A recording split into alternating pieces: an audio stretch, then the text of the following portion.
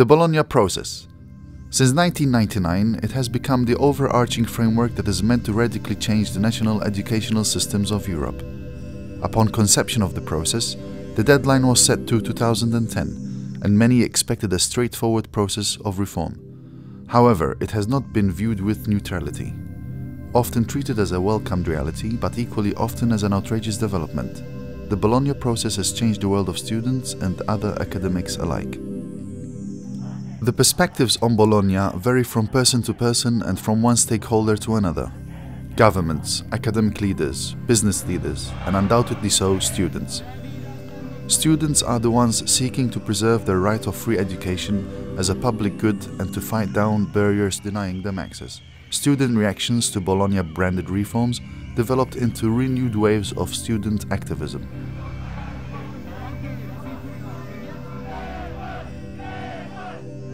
Perceived threats to academic freedom, deprivation of social rights and unfair education. All of these have been labeled under the Bologna tag. Is this the result of flawed policies, a blame game, or is it a problem of excessive attachment to the old system of education? This is what students and student representatives have been debating in the past couple of years. What we are trying to do here is to go to the roots, to bring to you everyday witnesses of the changes set within the Bologna process, bachelor's and master degree students from around Europe. They speak from a position in which policy becomes obsolete unless turned into action. The question thus remains: have the changes produced at the highest levels trickled down to have an impact in the educational process itself? International mobility is perhaps one of the flagships of the Bologna process. The numbers of students going to study abroad has risen continuously in the past few years. Yet, the picture is far from rosy. Despite improvements, mobility programs still face obstacles that at the end of the day prevent mobility rates from rising faster. I think it's important when reforms are done at national level that this overarching aim of mobility is always kept in mind, and that we in the next phase make an extra effort on really introducing reforms that facilitate mobility and allow students of all backgrounds and ages to be mobile across Europe. In terms of money, the Erasmus grant is really helpful. It's just there's a lot of bureaucracy involved in getting the grant. There are so many forms to fill out. They take so long. It becomes so much harder to find the right person to talk to because of the language barriers, because of the different procedural works, and sometimes I guess many Erasmus students experience a lack of integrity into the university's life, and especially during the first few months in the new place. Things have changed. They want me to study quickly, and so for me to go abroad, I really need a good mobility window, and that would be a deal breaker. If I don't get that, I think it's not my first priority. I wouldn't do it. On internationalization in universities around the world, and one of the findings shows that one of the most important obstacles to mobility in Europe, and in particular in Europe, remains recognition of degrees and diplomas and periods of study.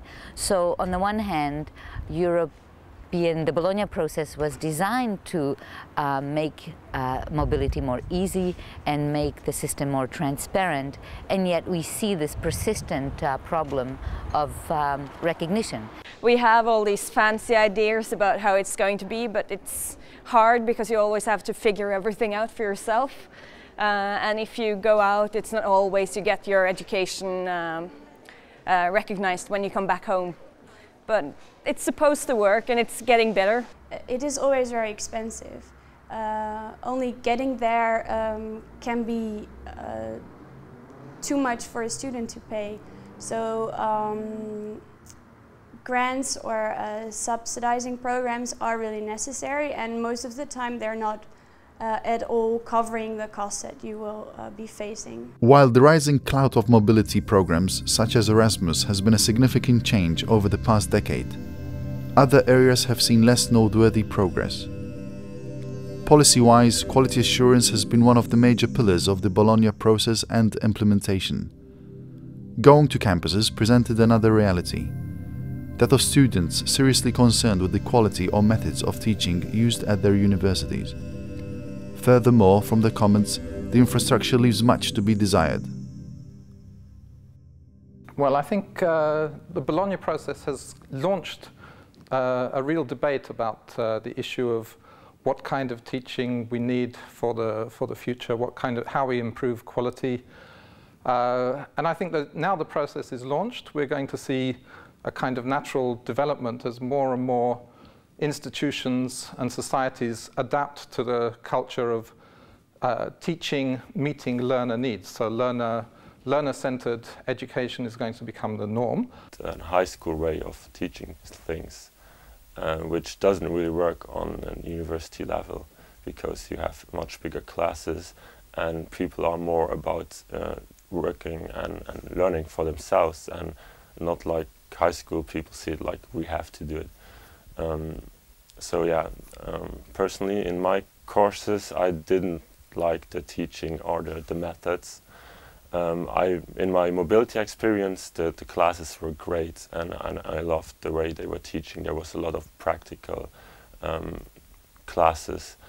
Teaching people or teaching students, they're not making them think. So a lot of times it's that teachers or professors are giving out the information and are expecting the students just to know it right then. But they don't make students learn as much by themselves or within groups. In my home country, we consider professor being somebody almost equal to a god, and the distance between the students and university professors are really big, unfortunately. But now I am in a different education system, and I should say that it's really nice to have a dinner with your professor. It's really nice just to have a nice, friendly chat with him before the lecture. And I believe that that's the main difference of the methods, because the relationship between students, between the students and professors is very, very different in the different countries. So if the God professor has a tendency just to make a slide presentation to point out the main things, the professor in another country could provoke the interesting discussion that could give up even better results than just pointing out the dots on the slides.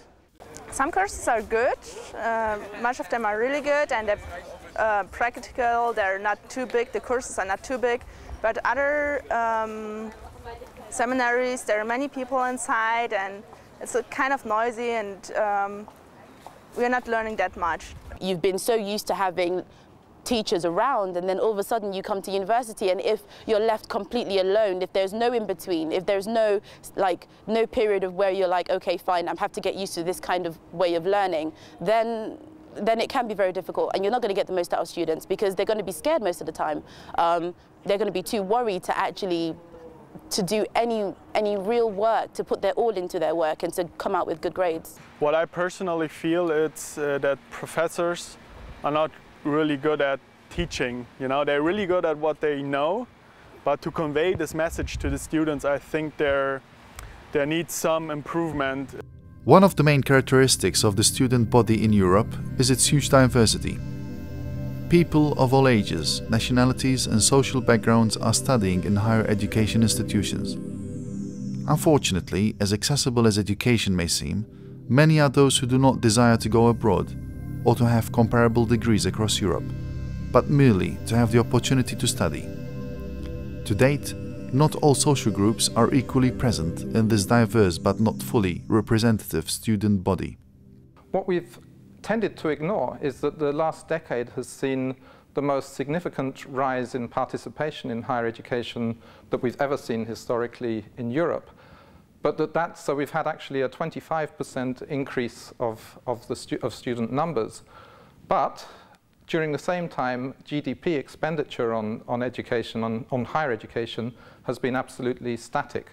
So in effect, we've seen dramatic rise in participation accompanied by very significant cutbacks in real finance. And I think, well, for me personally, I get a student loan from a governmental institution, and well, I can get through by using that money, but it's barely. So I think more money, more housing, a little bit more support would be great. This basic funding, which is €250 per month for every student right now, it's going to go away, and they just want to introduce loans. It went so fast. We're kind of talking like the financial crisis 1 year, and all of a sudden it's different climate. It's really freezing. A lot of students have to work for study. It's nothing easy to get on the to keep studying without having any job. Students are hopeful that the changes will actually fully materialize. Or for those skeptic of the Bologna process, the change is remade in a more equitable fashion. The wish list is infinite. We need more housing, we need better financing, we need more money. I am really glad that the system is so wide, and those people who maybe had never had an opportunity to experience what means a gap year of a freedom or a different approach to your studies can experience that finally, and maybe afterwards they're bringing new changes to their own society. And I guess in this way, this is the way how Europe develops, how the new generation is growing. I know many of my friends who are studying not to become a teacher, for example, Germanistic, German studies. They're afraid of getting employed. They want to stay at the university because this is one of the less opportunities to get a good job, but they're really afraid to get another job, and they're making jokes like, I will become a taxi driver or something like that. After I studied, and I know that many people are afraid not to get a job. It depends on what you're studying here in Germany. A lot of students do not know exactly what Bologna means. A lot of times they hear about it, they know that something like that exists. However, the information is not clear till this day what actually Bologna, or how can Bologna help them in life. These are just some of the faces we see every day in universities across Europe. The ones leaving their dorms to run to class, the ones grabbing a cup of coffee ahead of the 8 AM class, or those catching a bus to head back home at the end of the day. You may not see them at prestigious conferences, at lavish events, or engaged in an in-depth discussion at some office in Brussels, but they are the ones central to your discussions, our discussions.